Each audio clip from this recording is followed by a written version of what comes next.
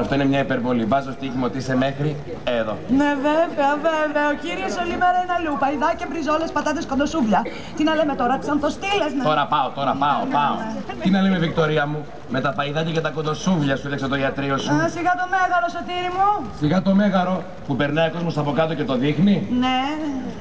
Να.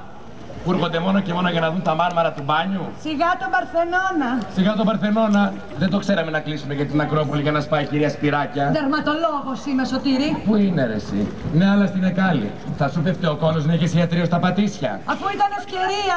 Πού είσαι? Κουζίνα. Να.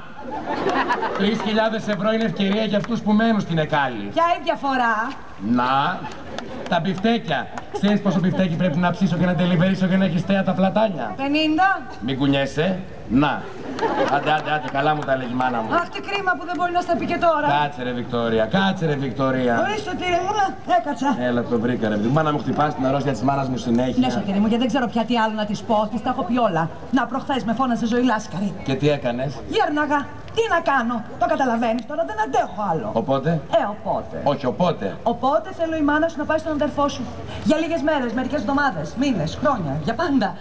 Εν πάση περιπτώσει, μέχρι να μεγαλώσει λίγο το μωρό. Και να μην βλέπει καθόλου το εγγονάκι της. Από τι είναι φτιαγμένη ρε καρδιά σου, από πέτρα?